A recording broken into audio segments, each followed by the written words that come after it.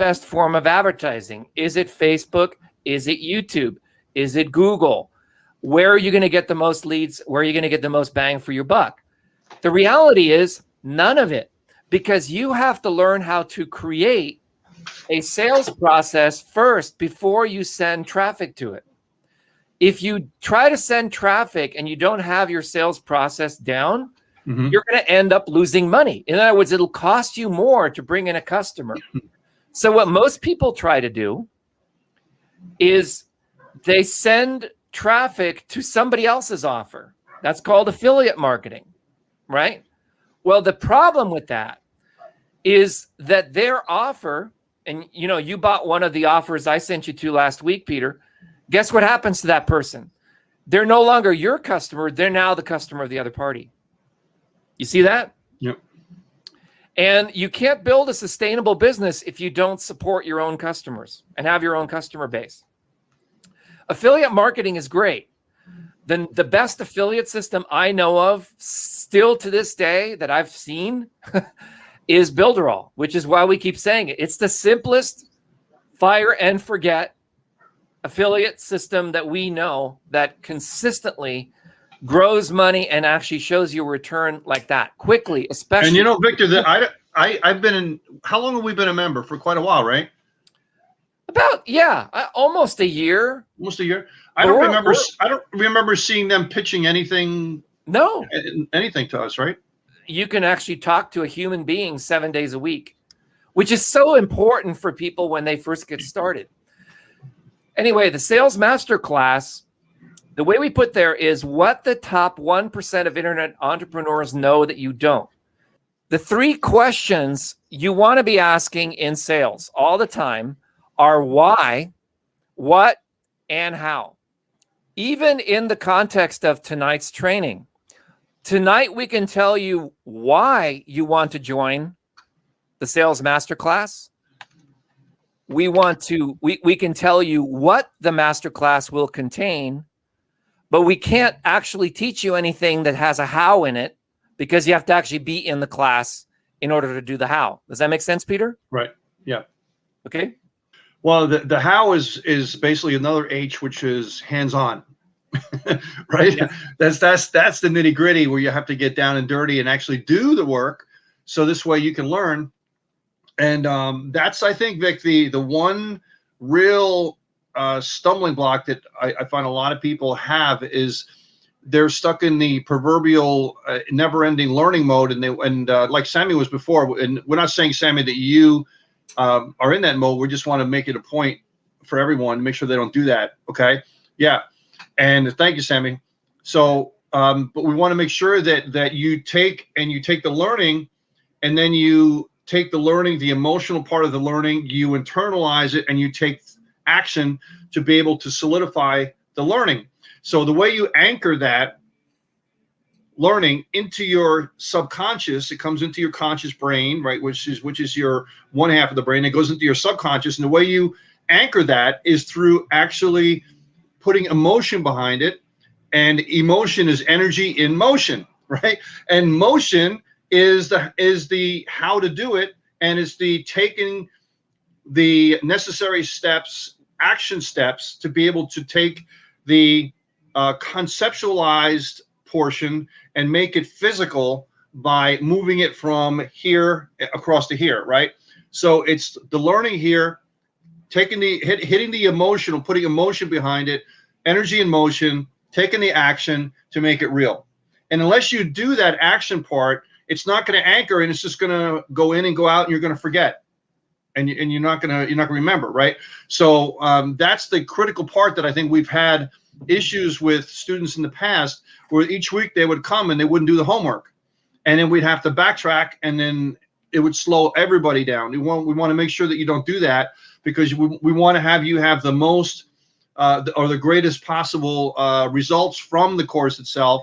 And the only way you can do that is to attend, but also to take action on some of the course stuff and the homework that we give you, because it's really going to help you. And by the time that you're done with that course, I want you to say, listen, hey, that's the best thing I've ever taken. My business is going to, or has been, or going to, or is going, and it is now exploding 5 and 10 and 20, 50, 100%.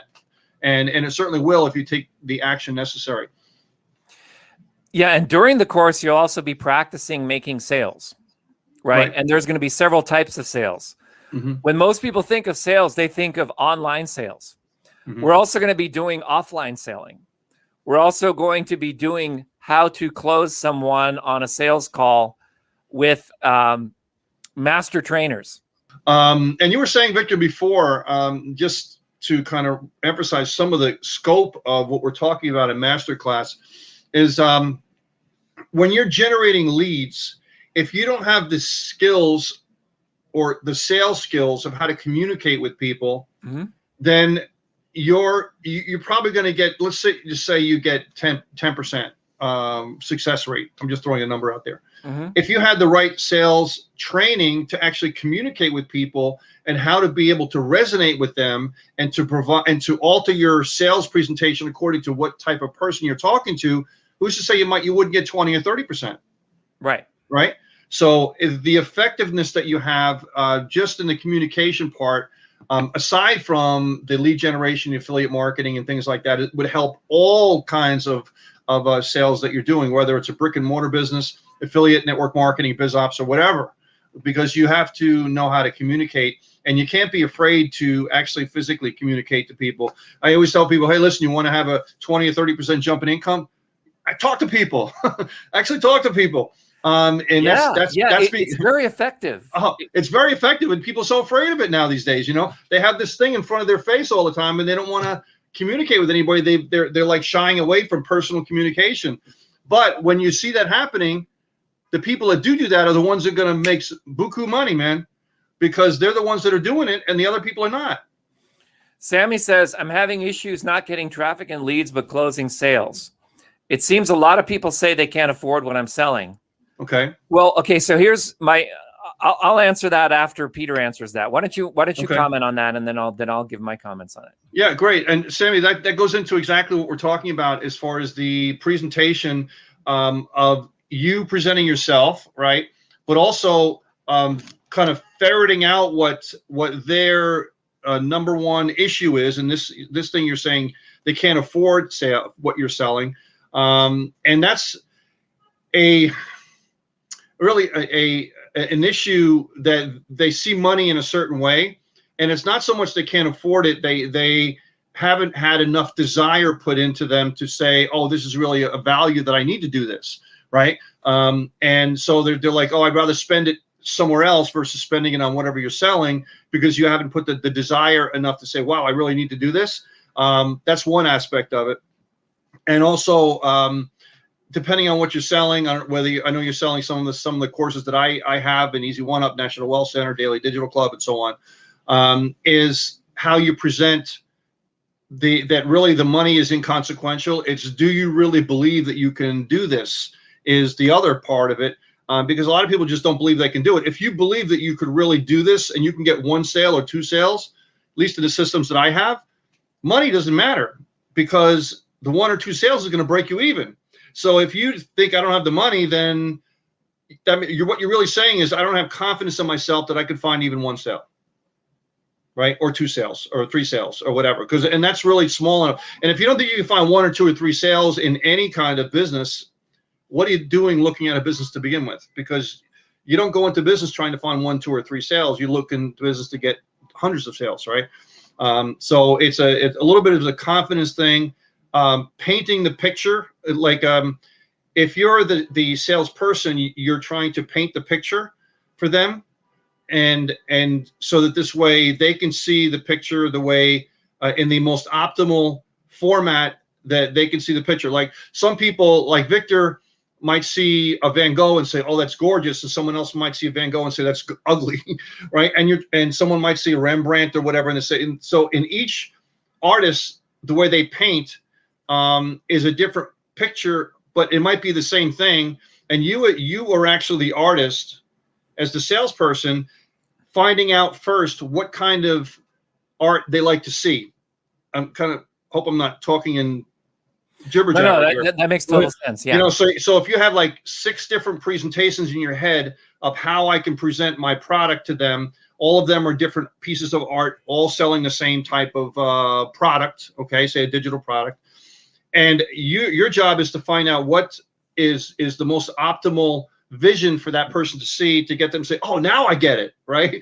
And instead of saying, okay, here's my sledgehammer approach, it's my way or the highway, and either you take it or don't. You ask them questions about what's important to them, and if they say, oh, it's, money is the problem, I just don't see I can afford it. You ask them something like, and questions are a big thing. Other than the money, is there something else that might be stopping you from taking action today? So you're trying to isolate that question. Is there something else? Or is that a smoke screen for something else, right? Or is that the real problem? Right. So if money is really the problem, then you say, okay, I'm going to take painting number 3. That's my presentation, because that's going to resonate with them even closer than, say, painting number A or number 1, right? And that's something we'll go into in the sales masterclass of the artistry of sales. And the only way you're going to be able to do that is to get in there and talk to people and practice and practice and practice. And before you do it, you become an unconscious competent, and you become good at it, and your sales percentages are going to go way up, because you're going to give the right type of food to the right type of person, and they're going to say, wow, this is delicious. One of the things we're going to show you how to do is how to create something called a screener. And a screener basically is a way that, based on someone's behavior, interacting with your website, or answering like a Google form, you can ferret out the people who don't have the money very quickly. I mean, think about it this way. If someone doesn't physically have the capability to use the product that you're selling, you're doing a disservice by selling it to them. See, I don't sell anything to anybody ever. What I do is I qualify if people are eligible to buy. You see the subtle distinction with that? So you get rejected a lot less by doing that. Yeah. And we see this in the dating world. And we're going to talk a lot about the dating world, because you remember, Peter, it's actually in our email marketing training, in our second intermediate one, where we talk about the email Kama Sutra. Yeah. I'm working on a new course right now, which is called The Email Seducer. I can't wait to hear that one. And it's all based on the neuropsychology of the emotional intelligence, which is a new finding.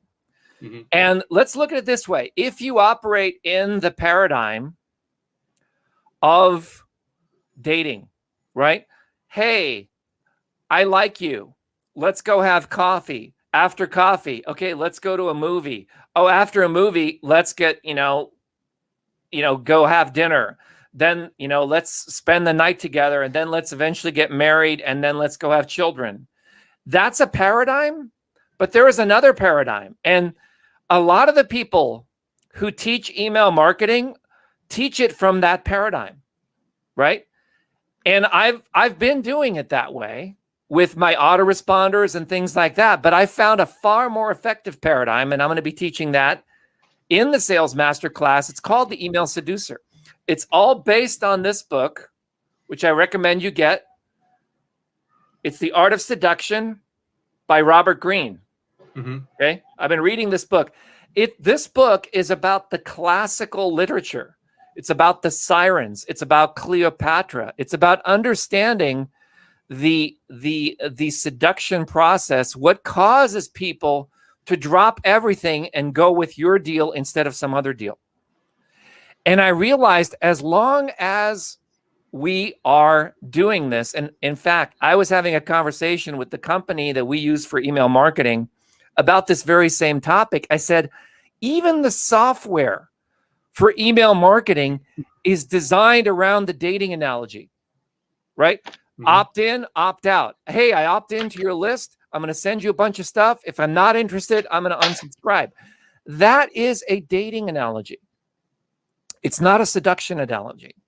It's not using the metaphors of a tried and true process that has now been found in neuroscience. And we're going to be going into that during the Sales Masterclass. I'm so excited because this is something I've never taught before. And it's like I had these aha moments.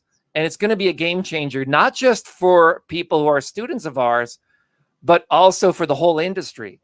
Because I'm talking right now with companies who are adapting and shifting their software around these ideas. And they say, wow, you know what? You're totally right.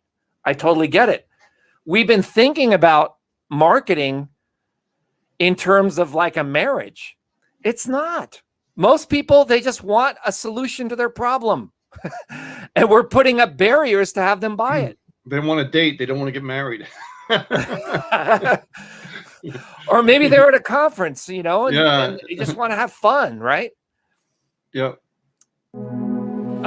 Sammy likes that.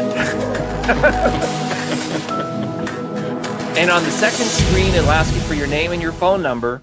We'll look forward to seeing you in the class.